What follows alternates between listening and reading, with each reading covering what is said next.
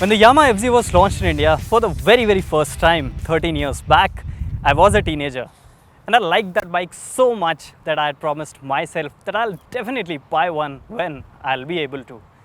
But when you grow up, your desires change, your priorities change, and while the love for the Yamaha FZ still remains, I had this constant feeling in the recent years that a proper modern retro motorcycle from Yamaha in this segment would be so much desirable. And guess what?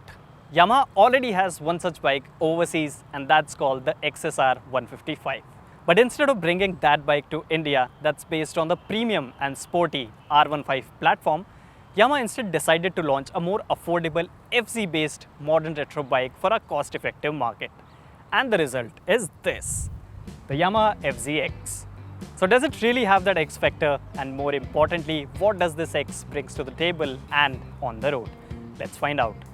But hey, before going ahead, if you still haven't, please subscribe to our YouTube channel and also click that little bell so that some interesting content can land up right on your phone.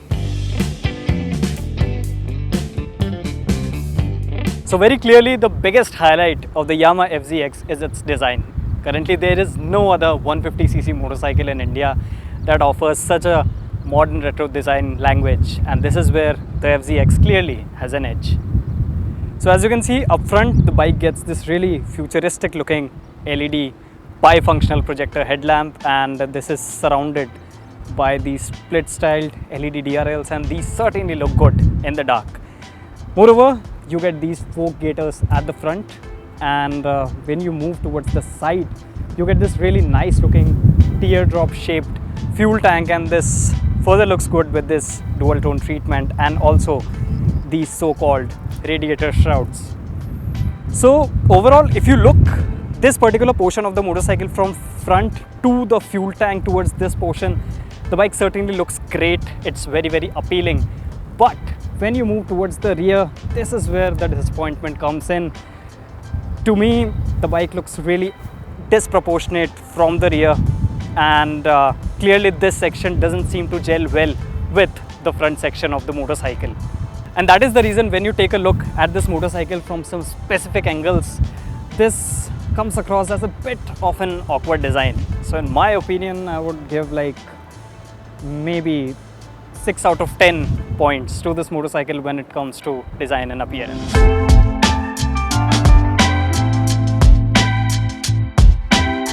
At the rear, the tail lamp of this motorcycle looks quite sleek and appealing, but the pillion grab rail looks very basic. The instrument cluster on the FZ-X is a fully digital negative LCD display that gets an easy to read layout and has an analog style tachometer, twin trip meters with trip F, fuel gauge and clock, but lacks a gear position display.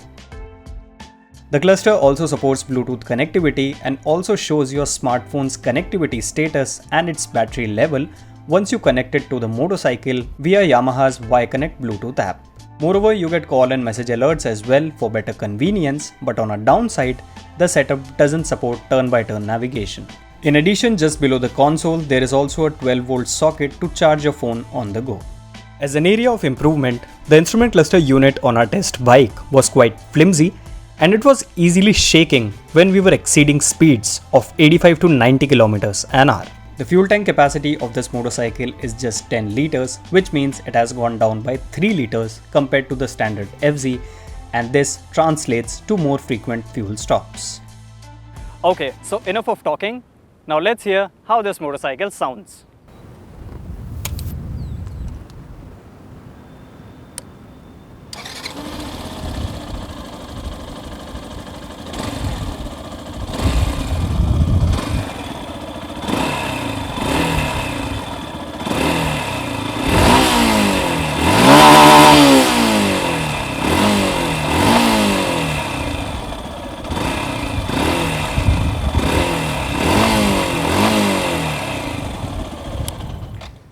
So as you see, in comparison to the standard FZ, the Yamaha FZ-X sound much throatier, and this gives this motorcycle a lot of character.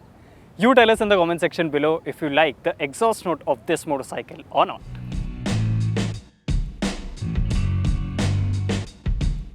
The Yamaha FZ-X is powered by the same 149cc single-cylinder air-cooled engine that also powers the standard FZ range. Even the power and torque outputs are identical at 12.2 HP and 13.3 Newton meters. Well, I know for a fact that these numbers are not very exciting, and in fact, the Yamaha FZ-X, just like the standard FZ and the FZS FI, is the least powered bike in its segment. In order to give you a better perspective, the recently launched 125cc TVS Raider makes just 1 HP less.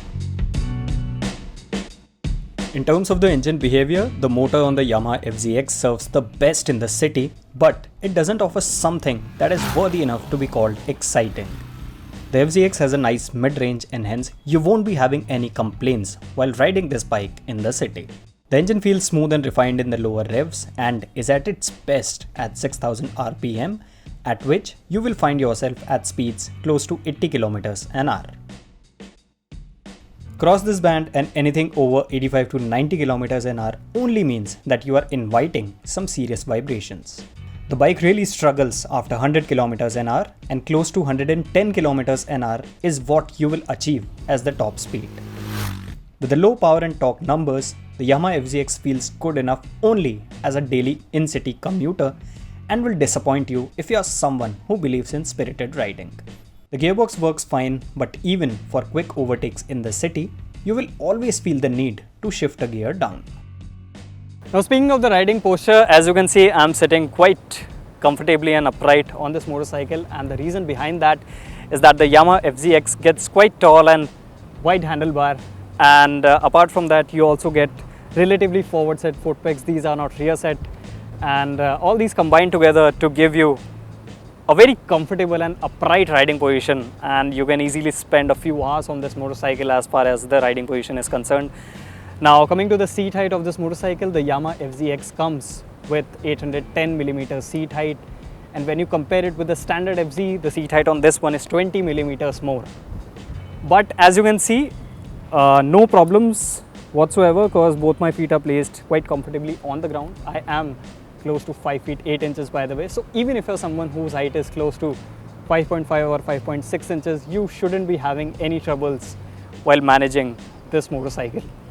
Now, coming to the seating comfort, well, the Yamaha FZ-X gets a really long and wide and really well padded seat. In fact, the cushioning is so soft that you will have no complaints at all during your daily in-city commutes.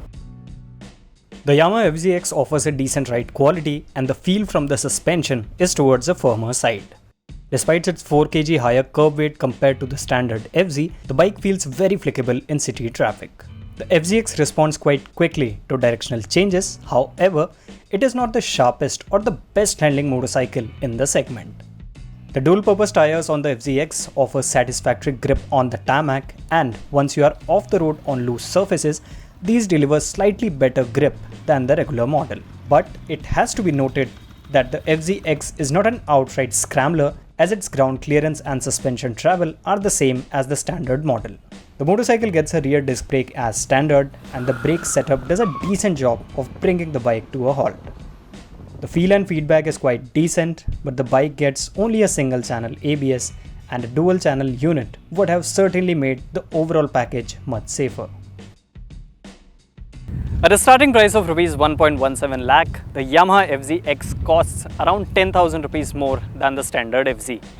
Now, this premium doesn't seem very sensible on paper, especially when you consider the fact that the Y-Connect variant of this motorcycle will cost you an additional 5,000 rupees. Now, to sum it up, the Yamaha FZ-X is clearly neither the most powerful nor the most feature-loaded motorcycle in its class, and it is a very clear and evident example of style over substance. That's it. If you are looking for a bike that stands really high in terms of the value for money proposition, well, this isn't the bike to go for logically, as there are much more well-rounded motorcycles in the market at this price point. But well, if you do have a thing for modern retro motorcycles and are looking for a comfortable and decent bike for your daily city commutes, well, in that case, this is one motorcycle on which you can surely put your money on. If you like the video, please hit the like button. Thank you so much for watching.